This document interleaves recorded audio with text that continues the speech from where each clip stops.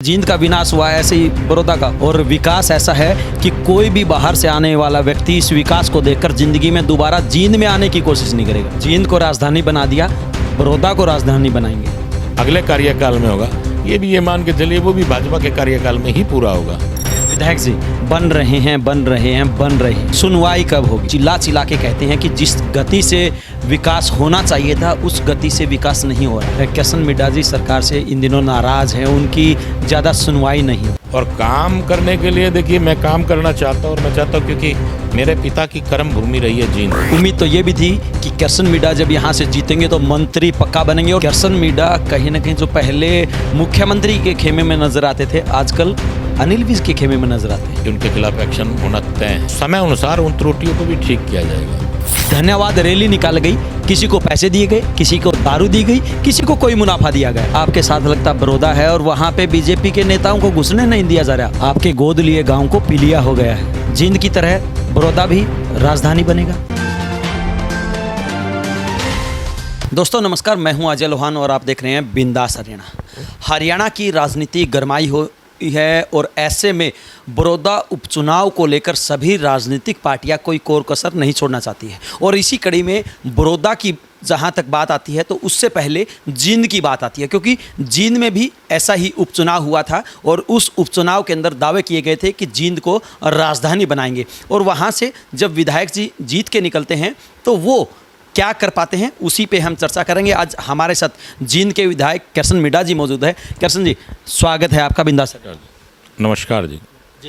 विधायक जी उपचुनाव हुआ था, एक बार फिर बड़ौदा में उपचुनाव है, क्या अंतर देखते हैं आप?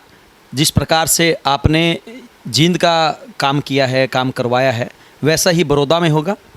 जी बिल्कुल, जैसा काम जींद में हुआ है वैसा भी बड़ौदा में ही होगा। और जिस प्रकार जींद में हम उपचुनाव जीते हैं उसी प्रकार बड़ौदा में भी भारतीय जनता पार्टी चुनाव जीतेगी। मतलब जिस प्रकार से जींद का विनाश हुआ है ऐसे ही बड़ौदा का होगा?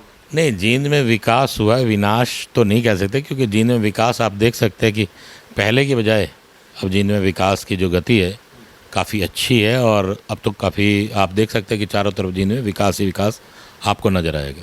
बिल्कुल विधायक जी, बिल्कुल हमने चारों तरफ विकास देखा है, और विकास ऐसा है कि कोई भी बाहर से आने वाला व्यक्ति इस विकास को देखकर ज़िंदगी में दोबारा जींद में आने की कोशिश नहीं करेगा। नहीं, अब देखिए आप देखेंगे तो चारों तरफ अभी जो बाईपास है लगभग 700 करोड़ की लागत से बाईपास बना है, और वहीं पर ही अगर आप देखें तो करीबन जो 450 करोड़ रुपए की लागत से आपका मेडिकल कॉलेज बनना था, और वो 650 करोड़ रुपए की लागत से मेडिकल कॉलेज का जल्दी निर्माण कार्य प्रारंभ हो जाएगा। और 4 ब्रिज बन रहे हैं, रेलवे ब्रिज बन रहे हैं, और 2 अंडरपास बन रहे हैं, और शहर के अंदर भी विकास का कार्य प्रारंभ है। विधायक जी बन रहे हैं, अदालत लग रही है, सुनवाई कब होगी? नहीं, मार्च तक ये ब्रिज पूरे हो जाएंगे, और बस स्टैंड का लगभग निर्माण पूरा हो चुका है, जो लगभग आप मान के चलिए कि 1-1.5 महीने में इस बड़ौदा के चुनाव के बाद उसका उद्घाटन हो जाएगा। विधायक जी अगर हम विकास कार्यों की बात करें तो बहुत बार हमने देखा है कि किशन मिड्ढा बहुत चिल्ला चिल्ला के कहते हैं कि जिस गति से विकास होना चाहिए था उस गति से विकास नहीं हो रहा। इन बातों में कितनी सच्चाई है? देखिए, जो बात मैंने कही है मैं आज भी आपको कह रहा हूँ कि विकास की गति बहुत कम थी, लेकिन अब विकास की गति आप देख सकते हैं कि पहले की बजाय विकास की गति अब तीव्र है। और मुझे उम्मीद है जो रुके हुए अटके हुए काम थे वो जल्दी पूरे हो जाएंगे। क्योंकि कोई भी कार्य चलता है तो हर प्रकार के लोग हैं, कुछ लोग किसी भी कार्य को करने में अटकटाने का काम करते हैं, तो नेचुरल है कि ये जल्दी अब कुछ माहौल बदल चुका है तो अब कुछ बढ़िया ही होगा। जींद को राजधानी बना दिया, बड़ौदा को राजधानी बनाएंगे। देखिए, ये नारा कोई हमारा नारा नहीं था कि जींद को हम राजधानी बनाएंगे। आपको शायद गलती है कि ये नारा किसी और व्यक्ति का था कि जींद को हम राजधानी बनाएंगे। ये सवाल आप उन्हीं से करें तो ज़्यादा बेहतर होगा, क्योंकि भारतीय जनता पार्टी का यह नारा नहीं था कि हम जींद को राजधानी बनाएंगे। जींद को बेहतर सेवाएं देंगे और जींद का बेहतर विकास करेंगे। उसको आप देख सकते हैं कि जींद में काफ़ी विकास कार्य प्रारंभ हो चुका है। लेकिन मिड्ढा साहब, वो आज आपके सरकार में गठबंधन का हिस्सा है जिनकी बात आप कर रहे हैं, तो कहीं ना कहीं सवाल तो आपके ऊपर भी खड़े होंगे। नहीं, देखिए, गठबंधन का हिस्सा है, अगर वो सवाल उन्होंने कहा था तो जवाब भी वही देंगे। इस बारे में तो जवाब मैं नहीं दे सकता। कई बार सुनने को मिलता है कि किशन मिड्डा जी सरकार से इन दिनों नाराज़ हैं, उनकी ज़्यादा सुनवाई नहीं होती। नहीं, ऐसी बात नहीं है, मेरी कोई नाराज़गी किसी से, सरकार से कोई नाराज़गी नहीं है। और काम करने के लिए देखिए, मैं काम करना चाहता हूँ और मैं चाहता हूँ, क्योंकि मेरे पिता की कर्म भूमि रही है जींद और मेरी जन्मभूमि रही है जींद। मैं ये चाहता हूँ कि अगर मेरी जन्मभूमि और मेरे पिता की कर्म भूमि जींद रही है तो मेरी एक प्रयास है कि जींद एक अच्छा विकास हो, क्योंकि इतने सालों से बहुत से नेता आए और लेकिन खाली ही जींद को रैलीगढ़ बनाकर चले गए। लेकिन आप पीछे की तुलना करें और मेरे पिता के कार्यकाल को भी देखें, उन्होंने विपक्ष में रहते हुए भी ऐसे विकास कार्य किए।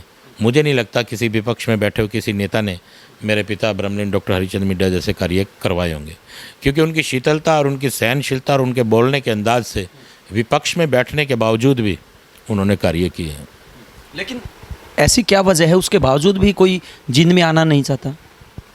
जींद में आना नहीं चाहता से आपका अर्थ में समझ नहीं। मतलब विकास की दृष्टिकोण में इतना पिछड़ा हुआ है? नहीं, विकास की दृष्टि से आज आप जींद को देखें तो मैं आपको पहले भी बता चुका हूँ, आज अगर आप विकास की दृष्टि से देखें जींद को तो आपको पहले की बजाय बहुत अच्छा नज़र आएगा। और मैंने आपको बताया अभी कुछ नेता जो समय समय पर अपनी रोड़ा बनकर अटकते हैं, मुझे नहीं लगता अब कोई रोड़ा रहा और जींद का कार्य बड़ी गति से, तीव्र गति से बढ़ता चला जाएगा। और मुझे माननीय मुख्यमंत्री जी से भी उम्मीद है कि जींद को वो सेंटर पॉइंट होते हुए बहुत ज़्यादा ही खूबसूरत और ज़्यादा विकास करने का काम करेंगे, क्योंकि जींद की 2-3 मांगें ऐसी थी, जैसे कि मेडिकल कॉलेज, वो जल्दी आपसे मैंने कहा कि 650 करोड़ रुपए की लागत से वो कार्य जल्दी ही प्रारंभ हो जाएगा। कैसे कैसे कैसे प्रारंभ हो जाएगा?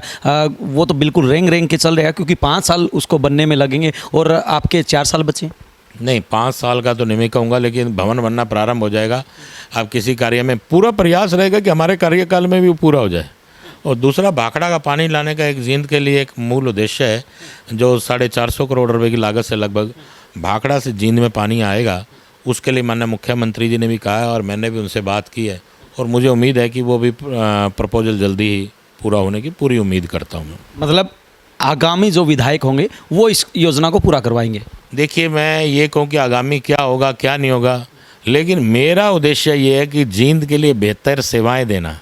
मन में कोशिश होनी चाहिए, एक संकल्प होना चाहिए कि मुझे अच्छा करना है। मिड्डा साहब, जींद की जनता आपको देख रही है, पूरे प्रदेश की जनता आपको देख रही है। 400 करोड़ का जिक्र आप करना चाहते हैं, वो पैसे अभी तक कहाँ अटके हुए हैं? कहाँ देरी हुई? अभी तक ये प्रपोजल, इसके लिए जगह देख दी गई, ई भूमि पर भी डल चुकी है। जैसे ही ये प्रोजेक्ट पास होगा, फाइनल होगा, किसानों से भी बात की जाएगी जिनकी जगह लगभग 100 एकड़ जगह चाहिए, उनसे भी बात की जाएगी और जो मोल भाव होगा, जो उनको दी जाएगी कीमत, उसके बाद ये प्रपोजल चलेगा। आपने जैसे कि कहा कि वो कार्यकाल, वो मतलब ये प्रोजेक्ट पास होने के बाद अगले कार्यकाल में होगा, ये भी ये मान के चलिए वो भी भाजपा के कार्यकाल में ही पूरा होगा। वो असल तो अभी पूरा हो जाएगा, इसी 2024 से पहले ये होने के बाद 2024 तक वो पूरा हो जाएगा। लेकिन काफ़ी धीमी गति से काम नहीं, अभी उस पर तो कार्य चल रहा है, उस पर अभी किसानों से बातचीत की गई, वो भूमि पर डाला गया, वो तो अभी प्रोजेक्ट बनेगा। प्रोजेक्ट तैयार होने के बाद आप ये मान के चलिए जल्दी कार्य प्रारंभ हो जाएगा और जल्दी पूरा हो जाएगा। एक बार कार्य शुरू हो जाए तो जल्दी पूरा हो जाएगा। अपने मुख्यमंत्री जी की बात की है, खट्टर साहब की बात की है कि वो विकास कार्यों में, लेकिन किशन मिड्डा कहीं ना कहीं जो पहले मुख्यमंत्री के खेमे में नज़र आते थे, आजकल अनिल विज के खेमे में नज़र आते हैं।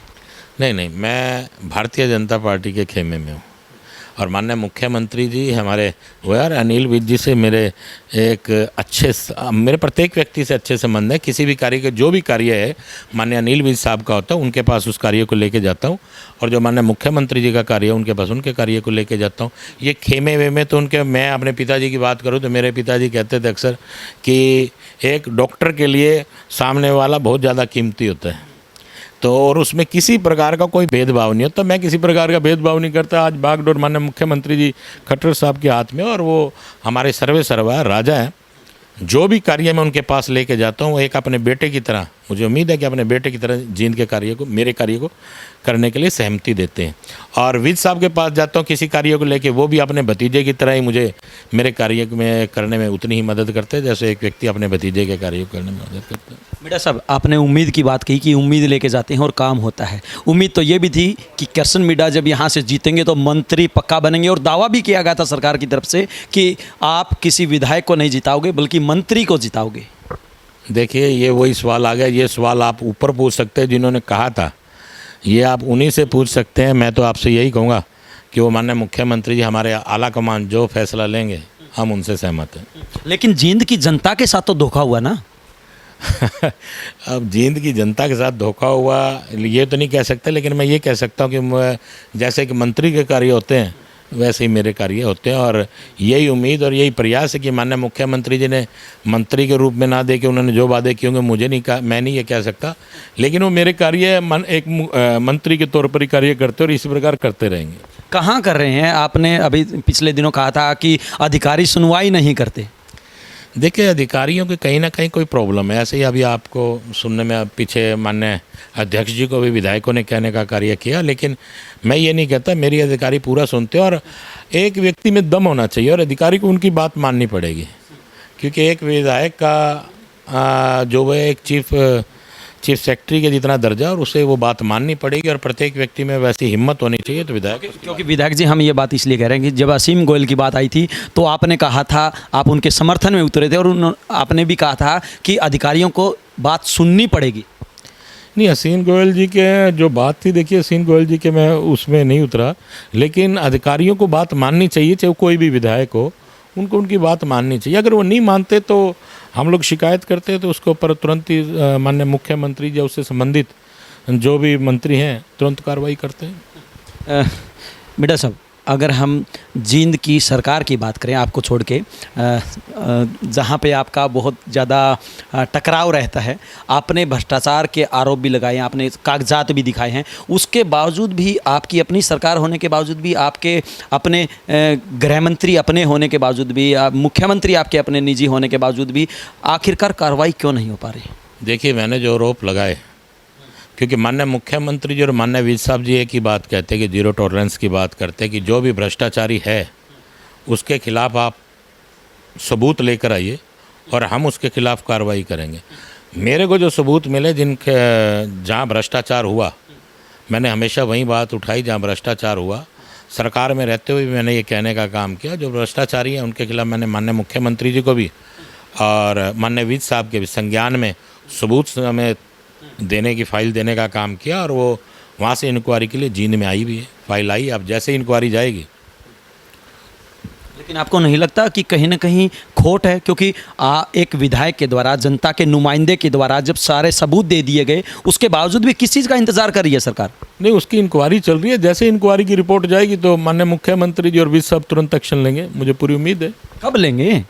रिपोर्ट जाने के बाद तुरंत एक्शन। अभी तो रिपोर्ट जींद में, ये रिपोर्ट अभी गई नहीं है। मतलब विधायक खुद प्रूफ दे रहे हैं, जनता के नुमाइंदे सरकार को बता रहे हैं कि घपला हुआ, उस पर विश्वास नहीं? देखिए, कहीं ना कहीं सबूत सामने वाले व्यक्ति के लिए सबूत तो पेश करने चाहिए।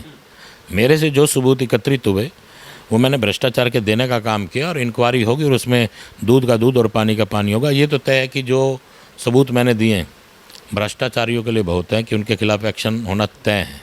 आपने जो सबूत दिए हैं एक बार जींद की जनता को जरूर बताइए, उनमें सबसे विशेष प्रूफ कौन सा है?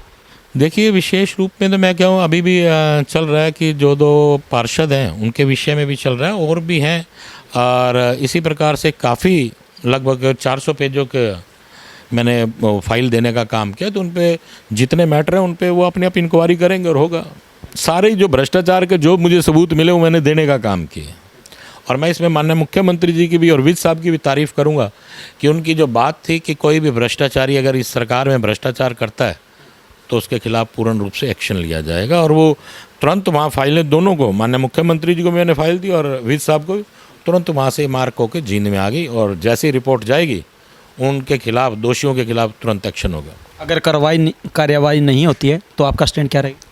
कार्रवाई नहीं, ऐसा हो ही नहीं सकता कि कार्रवाई ना हो। अगर कार्रवाई नहीं होगी तो मैं माननीय मुख्यमंत्री से, विज साहब से इस विषय पे बात करूंगा। अगर हम किसानों के मुद्दे की बात करें तो किशन मिड्डा का क्या स्टैंड है? देखिए, मैं ये कहूँगा कि जो ये किसानों का विषय है, इस पे अगर गहराई से हम लोग समझें तो इसका फ़ायदा किसानों को लगभग 20 से 25% फ़ायदा मिलेगा, क्योंकि विपक्ष ने ये भड़काने का काम किया है। और जो विपक्ष आज इस विषय पे कह रहा है, उन्होंने पहले ही इस विषय पे कहा था कि वही बिल ये पास करवाना चाहते थे, और आज वही विपक्ष ऐसी बातें कर रहा है, वो किसानों को भड़काने का काम कर रहा है। आज अगर आप देखें तो अच्छे उचित मूल्य पर ही जो फसल है वो बिकने का काम कर रही है। मतलब अगर किसान आंदोलन करता है तो कांग्रेस पार्टी की चाल है, बीजेपी वाले कपड़े निकाल के रोड पे आंदोलन करे तो ये परेशानी है। ये दोहरा चरित्र कैसे? नहीं, देखिए, जिस समय ये बात की गई और यही विषय के ऊपर बात सिब्बल साहब ने और संसद में कही थी, और उन्होंने इस विषय को पास करवाने की कोशिश की। जिस विषय पे कांग्रेस ने जिस विषय को पास करवाने की चेष्टा की, आज वही वो लोग कह रहे हैं कि ये विषय गलत है। लेकिन विधायक जी, एमएसपी की बात जहाँ तक किसान कर रहे हैं कि एमएसपी को कानून में लागू किया जाए, क्या वजह है, क्यों नहीं कर रहे? देखिए, कोई भी कानून पास होता है, कोई भी नियम पास होता है, तो उसमें जो त्रुटियां आएंगी समय अनुसार उन त्रुटियों को भी ठीक किया जाएगा। आप अगर इसको पूर्ण रूप से पढ़ेंगे तो आपको कहीं ना कहीं ये किसान के फ़ायदे में जाता नज़र आएगा। और लेकिन विधायक जी, हमने इस कानून को पढ़ा है, इस कानून के अंदर काफ़ी सारी खामियां हैं। सबसे बड़ी खामी की अगर हम बात करें तो जो कॉन्ट्रैक्ट फार्मिंग है, मान लीजिए एक किसान है, आप भी किसान है और मैं भी किसान है, मेरे साथ एक कंपनी ने कॉन्टैक्ट कर लिया है और मेरी फसल को उन्होंने 20 रुपये किलो के हिसाब से ले लिया है। लेकिन वहीं अगर मेरी मंडी से बाहर आपका जो एमएसपी प्राइस है, सरकार का जो प्राइस है, वो 50 रुपये है, तो मैं बेच नहीं सकता। मेरे सामने मेरी चीज़ 20 रुपये किलो खरीदी जा रही है और बाहर 50 रुपये की। नहीं, ऐसा नहीं है। अभी मैं आपको बता रहा हूँ, जो खामियां हैं समय के अनुसार जो त्रुटियां आएंगी उनको पूरा कर दिया जाएगा। ये तो कोई भी समय, देखिए, कोई भी बिल, कोई भी कानून पास होता है तो उसमें ये लगता है कि आप खुद देखेंगे कि उन बिलों को समय के अनुसार कानून के अंदर, हमारे संविधान के अंदर अनेक चीज़ों का बदलाव आता है। जो कमियां लगेंगी, ऐसा लगेगा कि इससे किसानों को, देखिए, कोई भी पार्टी है वो किसानों का बुरा नहीं चाहती, क्योंकि हमारा देश है किसानों पर ही टिका हुआ है और प्रत्येक व्यक्ति अपनी तरफ से कोशिश करता है कि किसान को खुश किया जाए। वो चाहे भारतीय जनता पार्टी, आप देखेंगे कि किसानों को भी खुश करने पे लगे हुए कि किसी भी तरह से जो भी उनकी, बिल्कुल हमने देखा है खुश करते हुए, किसानों को खुश करते हुए। गोहाना में देखा है कि गोहाना में किसानों को साथ लेके धन्यवाद रैली निकाल गई, किसी को पैसे दिए गए, किसी को दारू दी गई, किसी को कोई मुनाफा दिया गया। बहुत बढ़िया। देखिए, बहुत से लोग किसान हैं और बहुत से किसान ऐसे हैं जो आप देखेंगे कि विपक्ष की पार्टियों से, आप अगर इसका जो कुरुक्षेत्र के पास पिपली में जो हुआ, आपको नज़र आया होगा कि वो सारे कांग्रेस के लोग थे। किसान आपको उसमें नज़र ही नहीं आए। लेकिन सिरसा तो किसान थे, क्योंकि विधायक जी उन्होंने ये फैसला लिया था किसी भी राजनीतिक पार्टी के नुमाइंदे को हम मंच पे नहीं चढ़ने देंगे, और चढ़ने भी नहीं दिया। वहाँ पे तो किसान थे, वहाँ पे भी लाठियाँ चली हैं। लेकिन आप देख रहे हैं कि इस समय में कांग्रेस जो मरी हुई थी बिल्कुल, उसको जान देने के लिए उन्होंने एक प्रोपगंडा रचा कि इस किसानों को लेकर उन्होंने अपने आप अंदर जान फूकने के लिए इस विषय को उठाने का काम किया है। आप विषय देखें। विधायक जी, आप जींद के इलाके से संबंध रखते हैं और जींद को हरियाणा की राजधानी के रूप में भी देखा जाता है, और आपके चारों तरफ अगर हम गाँव की बात करें तो किसानी का बहुत बड़ा इलाका है। आपको नहीं लगता कि किसानों का विरोध झेलना पड़ सकता है? आप एक बात बताइए, आपको ये लग रहा है कि जींद के चारों तरफ किसानों का एरिया है और किसानों का विरोध है? आप जींद में कोई प्रदर्शन दिखाइए, आप कोई प्रदर्शन जींद में हो रहा हो, किसी प्रकार का रुकाव हो रहा हो, जैसे सड़कें और रोड जाम की गई कि जींद के अंदर 5-10 मिनट के लिए मात्र। विधायक जी, आपके साथ लगता बड़ौदा है और वहाँ पे बीजेपी के नेताओं को घुसने नहीं दिया जा रहा। देखिए कि बड़ौदा में क्या किया जा रहा है वो तो मैंने आपको पहले ही कह दिया कि कांग्रेस की चाल है जो बिल्कुल मृत थी, और उन्होंने इस प्रकार से अपने आप को जिंदा रखने के लिए उन्होंने इस मुद्दे को उठाने का काम किया। आप यही बात जींद की करें तो आज जींद में आप चारों तरफ देखें, कहीं है क्या कोई ऐसा मुद्दा हुआ हो? 2-3 बार बंद करने का, जाम लगाने की कोशिश की गई कि जींद में पूरे हरियाणा में जाम लगेगा, लेकिन जींद में कोई जाम की स्थिति कभी भी नहीं आई। जींद में जाम की कभी स्थिति नहीं आई, और इसी वजह से लोग जींद में आना छोड़ गए कि जाम तो लगता ही नहीं। तो जींद में जिन लोगों को जींद से रास्ते से गुजरना, वो जींद से गुजर ही रहे हैं। आप लोगों ने ये देखा होगा कि जींद के रास्ते खाली तो पड़े नहीं, लेकिन जिनको जींद से होकर जाना कहीं भी, वो आ जा रहे हैं। विधायक जी, काफ़ी सारे विधायक अंदरूनी अगर हम बात करें तो वो सरकार की नीतियों से, प्रणालियों से नाराज़ हैं। देखिएगा, आपको एक मीडिया के लोगों को एक ऐसा लगता है, अगर कुछ ऐसा लगे, अगर कोई नाराज़गी हो तो लोग सीएम साहब से, अपना जो इतने विधायक हैं सब अपने आला कमान को कहने का काम करेंगे, हम इस विषय पर आपसे नाराज़ हैं। तो जिस प्रकार परिवार में एक बेटा नाराज़ अगर किसी विषय पे हो भी जाता है, तो जो उस परिवार का एक निगहबान होता है, एक पिता होता है, उसकी नाराज़गी को दूर करने का काम भी करता है। हो सकता है कि नाराज़ होने वाले के मन में मंशा कुछ और उसको दर्शाया कुछ और जाता। विधायक जी, बड़ौदा में उपचुनाव होना है तो ऐसे में आपको क्या लगता है क्या रहेगा? देखिए, मैं एक दो गांव में होके आया हूँ, ठसका में भी और उनमें होके आया, और मुझे लगता है कि भारतीय जनता पार्टी जिसके हाथ में कमल का फूल देगी वो जीतने का काम करेगा। जिस प्रकार से जींद का उपचुनाव भारतीय जनता पार्टी ने कमल के निशान पर जीता है, उसी प्रकार से बड़ौदा में भी उपचुनाव भारतीय जनता पार्टी जीतेगी। आपने वहाँ पे एक गाँव गोद लिया। जी, ठसका गांव में गया हूँ और उसका जो जिम्मेवारी ठसका गांव ने दी, वहाँ के लोगों ने जो कमियां बताई उनको दुरुस्त कराने का भी काम किया। वो सड़क पर भी काम प्रारंभ हो चुका है। और मैं ये भी कहूँगा कि जब उपचुनाव जीत लिया जाएगा, जो भी और कमियां पूरा बड़ौदा गांव में, ज़्यादा से ज़्यादा उन कमियों को दूर किया जाएगा। और उस गांव में कितनी बार गए? मैं उस गांव में 3 से 4 बार जा चुका हूँ और मुझे उम्मीद है कि यही मैं कह सकता हूँ कि 75% वोट उस गाँव के भारतीय जनता पार्टी को। लेकिन विधायक जी, हमने उस गांव के हालात देखे, आपके गोद लिए गांव को पीलिया हो गया है। देखिए, पानी की दिक्कत है, मैंने आपसे क्या किया, कुछ एक समस्याएं हैं, उनको दूर किया जाएगा। अगर वैसे आपके विशेष तौर पर बता दूं कि उस गांव में एक तालाब है जहां पर पीलिया ठीक होता है, तो ये कहीं ना कहीं आपको गलतफहमी का आपको शिकार हुए हैं।